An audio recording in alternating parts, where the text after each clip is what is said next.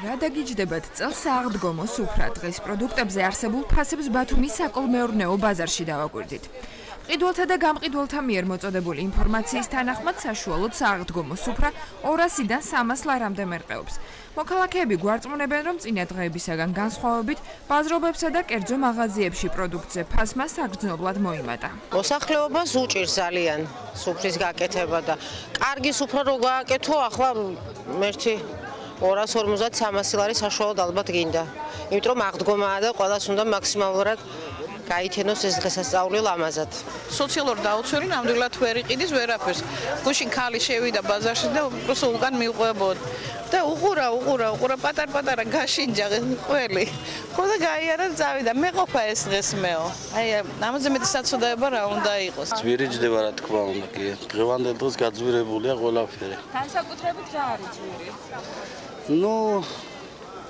ხორცეულობა, ახალი კარტოფილი, ახალი ხილი შემოსული, ყველაფერი ძვირი.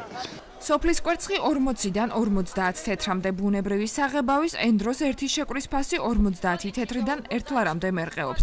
ფერმის ქათამი 1 კილოგრამი 7 ლარი და 50 თეთრი სოფლის ქათამი კი გაცილებით ძვირი. ყველი 7-დან 8 ლარამდე ღირს, საქონლის ხორცის ფასი კი 12 ლარიდან იწყება. სააღდგომო პასკის შეძენა ზომის მიხედვით 2-დან 10 ლარამდე შეგიძლიათ. მოვაჭრეები ამბობენ, რომ წელს ბაზარში მყიდველზე უფრო მეტი გამყიდველია. შენ წინ უფრო იაფი იყო 6 ლარი იყო კილო და ახლა 7.5 გახდა. ახლა ყიდვას. უჭირს ძალიან უჭირს. რატომ დაძვირდა დღესასწაულთან დაკავშირებით?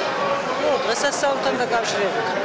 ნამდვილად, აბა ასეთი ფასები არასოდეს არ ყოფილა. მოსახლეობაში მყიდველობითი უნარი 0 ტოლია. ფული არ არის ხალხში, ვერაფერს ფასები. პროდუქცია არის და გასაყიდი არ იყიდება საერთოდ. ძალიან ცუდი ვაჭრობა. აი ხო ხედავთ, მხოლოდ გამყიდველები ვართ ბაზარში. ძალიან ცუდად. მოიმატა შედარებით ფასმა როგორც არა, უმნიშვნელო ფასები არაფერი საკუთრად არ მომატებულა, ოღონდ რაც არის არ იყიდება. მოსახლეობაში არ არსებობს ფულის ნიშანი. ცენტრალური საკოლმეურნეო ბაზრისაგან განსხვავებით ზემოთ მოყვანილ პროდუქტებზე ფასი გაცილებით მაღალია ეგრეთ წოდებულ სუპერმარკეტებში.